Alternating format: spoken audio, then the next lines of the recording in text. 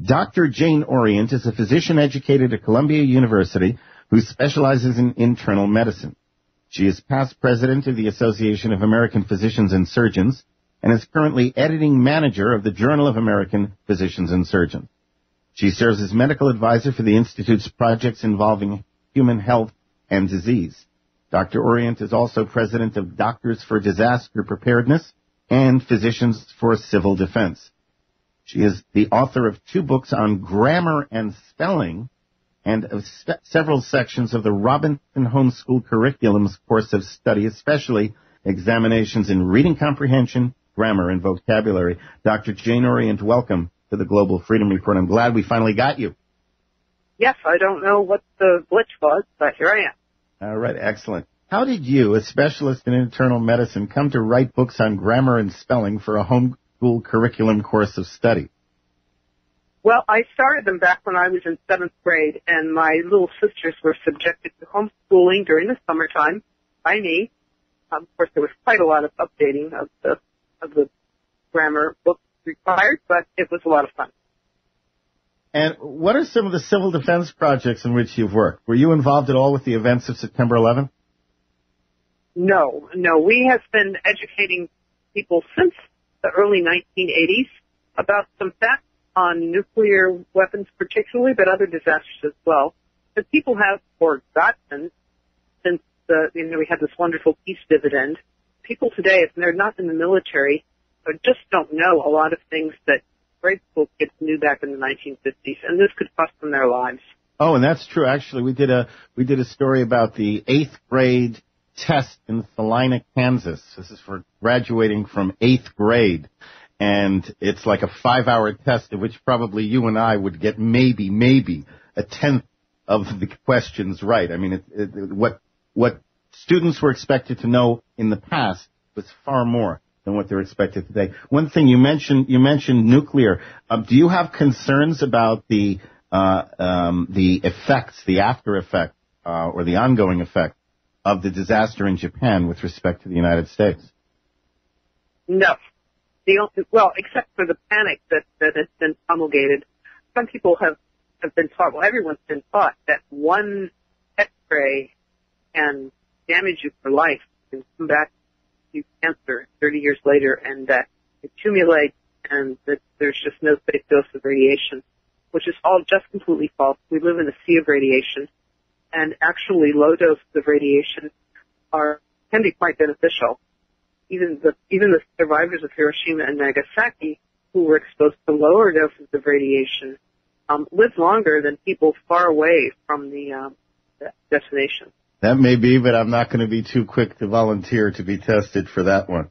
You'll forgive me. Well, it's just if something happens and you're exposed to a few extra rads, don't panic and don't let it ruin your life. Actually, radiation is extremely easy to measure, and everybody should be able to know how to make a homemade device to do that, so you can know what your exposure was and whether you need to take shelter immediately. I know we're off point, but you've intrigued me. Homemade devices? Yes, that's right. A little electroscope. It's called, made out of a tomato sauce can. Really?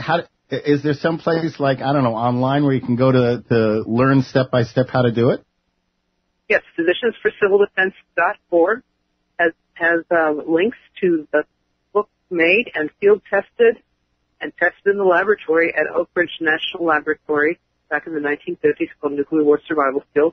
I built one of them myself. I taught a little class in the community college. I've tested it in the nuclear medicine department at the university. I know it works. If you follow the directions, it can't fail. Oh, excellent. What was that site again? It's physiciansforcivildefense.org. Physicians for Civil Defense is for F-O-R? F-O-R. Physiciansforcivildefense.org. Excellent. We'll put a link to that up on our website as well to give people some pointers to it. Now, I noticed you have some interesting elements in your philosophy as a medical practitioner. You say you work only for the patients, and you also state that you do not keep electronic records. All your notes are done longhand. First, I applaud you. If you do that, I really do applaud you. I'm definitely a low-tech guy. I think, we've gotten too dependent on high-tech. But how and why did you develop such a policy? And have your patients, by chance, commented on those aspects of your practice philosophy? Well, some people come to me because my notes are kept in code, also known as doctor's handwriting. But I've always done it that way. It works perfectly well. You need to use the right tool for the job, although I have great respect for computers. They're so much better than the scissors tape method of cut and paste. The best tool for keeping a medical record is pen and ink. It's also much more durable. I don't have to worry about the power being out, or I don't have to worry about somebody hacking into my computer. Yeah, you see, I come from the old school, you know. It may be low tech, but it always works. You know, tin can and strings, 2 cans and strings, it'll always work. And so I completely applaud you on that, and I just think that's great. The Association of American Physicians and Surgeons, is this a similar organization, maybe a competition with the American Medical Association? We were founded in 1943 because we thought the AMA wasn't doing its job, but at least the AMA was fighting against the government takeover of medicine back in the 1950s. They had a wonderful pamphlet called The Voluntary Way is the American Way.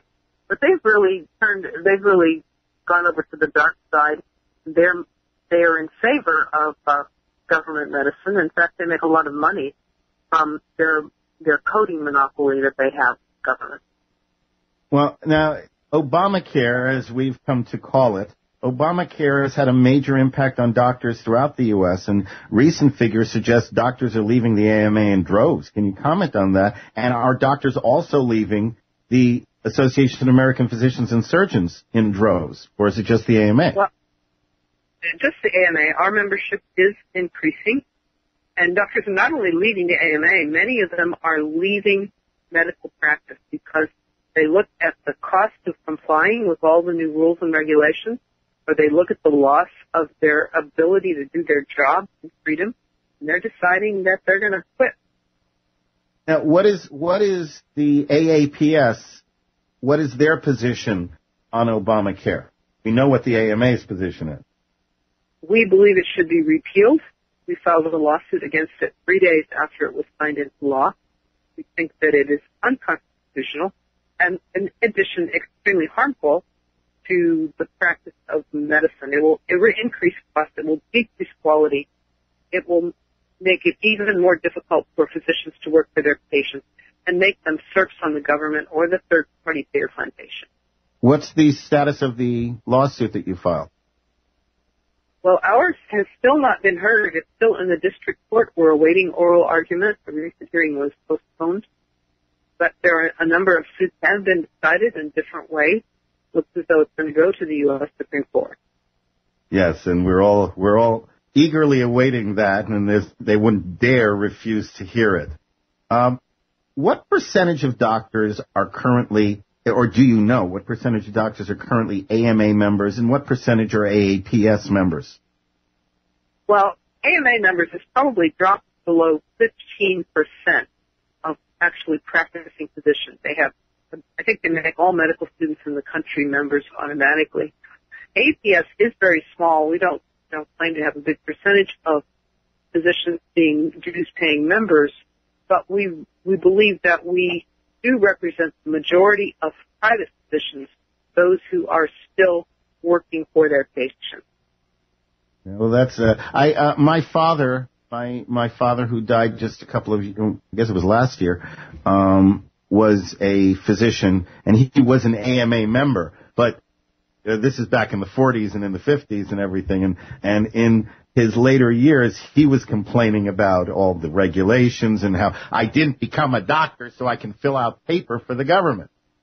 Do you find that to be... That's exactly right. Yes, and the AMA makes a lot of money from helping you fill out paper. You know, they actually advocated for the rules and regulations that results in all of this stupid busy work. That's just a trap, and it does nothing at all to make it to improve care of the patient. Now, I know that if I was going to a doctor and I knew of the AMA and the AAPS, and I knew the AMA was in favor of Obamacare and the AAPS was not, I'd want to find out if my doctor was a member of one or the other of these. Is there a way just an ordinary person, not a medical person, can find out whether or not a doctor is a member of any of these organizations? You can find out whether they are a member of the AMA because the AMA posts the names of all doctors on their website, which is AMA-ASSN.org. You can go to the doctor finder, and it will tell you whether the doctor's an AMA member. We don't post the names of our members, but the best thing to do is to ask your doctor, and if he's not a member, direct him to apsonline.org, because a lot of them don't know about us, and ask them to check us out.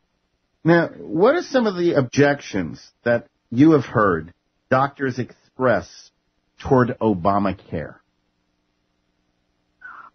I think that they are very concerned about the increased cost and about the increased rules and regulations and about how patients are just going to become like a number in the system and find it increasingly difficult to get access to any kind of medical care. This care will be based on whether you're eligible for it or not, on whether there are any doctors left in your area. And this is going to be increasingly problematic as physicians are saying we can't even afford to keep our doors open. Now, but what you just described, whether doctors are available, whether there are any in your area, standard insurance, you go through that anyway. I mean, whatever procedures are covered or not covered. And so how does Obamacare change that system? Because currently, most people, at least the ones who do have health insurance, they have to go through the same thing of whether what you're looking for is covered and whether there are doctors who handle it who are under the program. So what makes Obamacare different? Well, actually, you don't have to go through that system. You can find a private physician. The only thing the insurance company has control over is whether something's covered or not. And if it's not covered, you are allowed to pay for it yourself.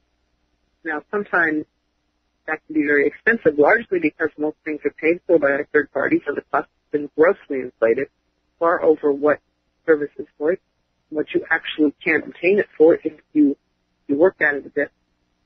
We're afraid that there will be fewer and fewer physicians who are still able to or even allowed to opt out of the system. They will be working only for the third-party payer and may be contractually prevented from offering anything that is extra. Or they may be using electronic medical records that dictate choices. You've got a menu. If it's not on the menu, well, it might as well not exist. And when I hear about this, and I'm somewhat familiar with Obamacare. When I hear these kinds of prognostications, if you will, I think that there's got to be, this is going to create a black market in medicine. I mean, people are going to get the care they want. You've got to figure that if people want to have certain procedures and the government says you can't have those procedures, well, you remember before they went through the Roe v. Wade thing, people were getting abortions with hangers. I mean, so aren't we going to see, assuming Obamacare was to go through, aren't we going to see almost like, I don't know if black market's the right word, but an underground medical procedure community? I think that we could well see that. What I'm afraid is going to happen is there will be a lot of outsourcing. I mean, medicine is one of the few remaining industries in the United States. We've shipped about everything else abroad. People are going to be going to India or Bangladesh or Mexico or someplace else to be able to get a medical procedure at a reasonable cost. And this doesn't have to happen. Americans are quite capable of providing excellent medical services efficiently and at low cost if we get third parties in the government out of the way. Isn't that always the case? Most doctors seem to disregard homeopathic or natural remedies as having no effect, primarily because those are the official positions of many medical associations and MDs. However, and I'm quite impressed with this, you have stated in your official practice philosophy that you do not presume to have all the answers. How do you respond to patients who are interested in using homeopathic and or natural remedies instead of or in conjunction with medicine? Well, I ask them how they're doing. A lot of people do find that some of these things are helpful. I do know some practitioners that I trust that do some of these things. And I think you pay attention to patient responses and are not just trying to sell them something.